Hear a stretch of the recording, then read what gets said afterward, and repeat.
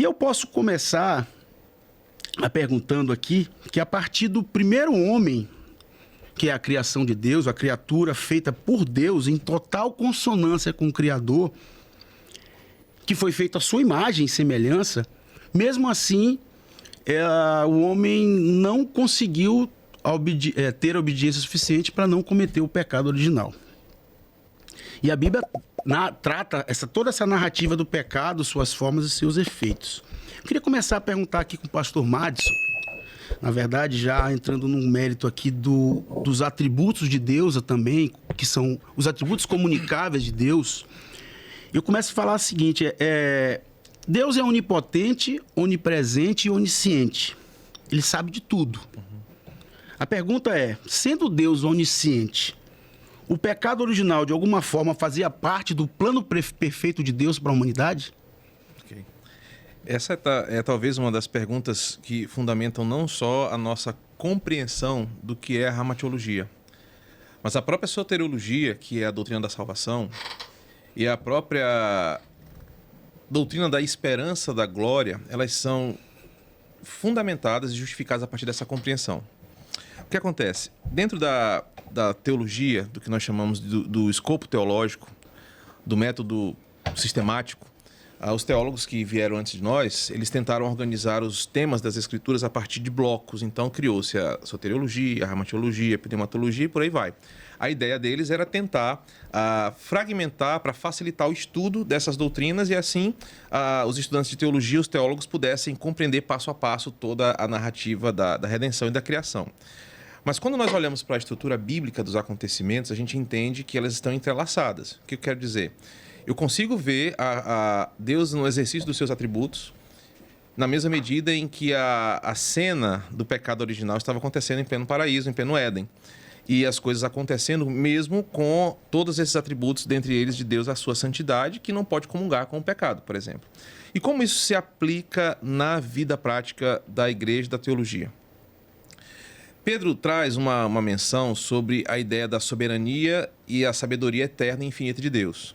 Deus não é pego de surpresa, Deus não pode ser surpreendido, Sim. Pois ele, como sendo o autor da própria realidade, ele cria a realidade e a fundamenta. A existência, a realidade, ela só é possível porque um dia alguém a arquitetou.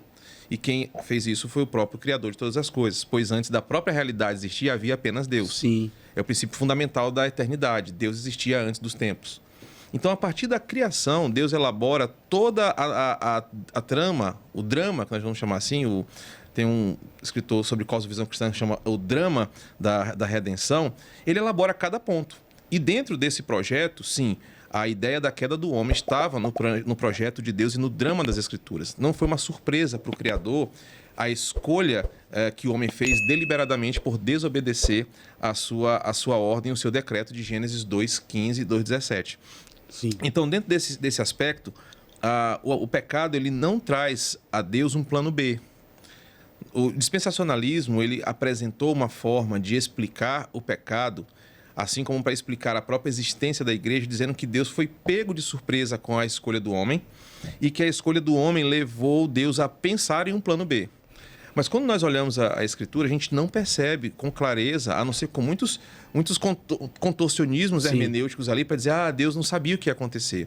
Tão claro é que quando nós olhamos para a criação do homem, em Gênesis 1, 26, 27, 28, e em Gênesis 2, 17, nós percebemos que Deus dá ao homem a sua teonomia. O homem foi criado no paraíso, não para viver conforme a sua vontade, não conforme a sua própria lei. O homem não foi criado para desenvolver sua autonomia. Quando ele é criado no paraíso, Deus dá àquele homem o que ele deve ser e fazer. Então Deus o cria e fala, você deve ter domínio, você deve fazer aquilo, e você deve ser macho, você deve ser fêmea, você deve ser fecundo, multiplicar-se e encher a terra de adoradores. E no capítulo 2, Deus fala, você não pode fazer algumas coisas. Dentre elas, você não pode comer o fruto da árvore.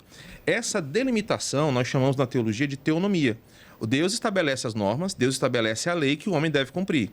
Isso antes mesmo da queda. Ok, e aí, quando nós entendemos a ação do homem dentro dessa teonomia, nós entendemos que no estado de santidade que ele foi criado, e aqui é um parêntese que precisa ser esclarecido de começo, o homem não foi criado perfeito, o homem foi criado santo. A perfeição é um estado de constância. Separado, assim, ele foi escolhido, né? Dentro das grandezas escalares, a perfeição é uma coisa constante que não precisa mudar. E o homem, pelo próprio fato de ser variado pelos dias, ele não é constante. Então, por isso, ele não é perfeito. A única coisa que é atemporal e que é perfeita é o próprio Criador, que não está submetido ao tempo. Por que isso é importante? Porque se eu disser que o homem é perfeito e defender que o homem foi criado perfeito, eu não consigo explicar, então, por que o pecado original existiu. Eu fico com uma lacuna filosófica. Sim, se ele é perfeito, vazio, por que ele fez o que é errado? Mas quando eu explico que ele foi criado santo e dentro desse conceito de santidade havia uma liberdade de escolha dada a esse homem, como foi dada aos primeiros anjos, o teólogo neocalvinista Herman Bavinck, que ele trabalha esse conceito, ele é um dos poucos que fala sobre isso, que Deus deu ao homem no Éden, assim como aos primeiros anjos criados, uma condição, uma liberdade de escolha, que depois foi retirada tanto de anjos quanto do homem. Hoje, o homem não pode mais ter essa liberdade de escolha porque tudo que ele escolhe é para o mal. Sim. Assim como os anjos não podem mais escolher rebelar-se contra Deus. Por isso que não tem novas rebeliões do céu. E aí, nesse estado de santidade que o homem foi criado, havia sim um espaço, uma liberdade para que ele escolhesse entre obedecer e desobedecer. Porque a santidade, em 1 Timóteo e em Tessalonicenses, é o fato do indivíduo, impulsionado pela ação do Espírito, escolhe viver em obediência. Sim. Mas o homem, em determinado momento, ele escolheu a desobediência. Inclino. E aí o próprio Hermann Doiver, que é um outro filósofo e teólogo que a gente gosta bastante, ele fala, o homem escolheu o caminho da desobediência. E escolhendo o caminho da desobediência, ele abdicou da sua santidade.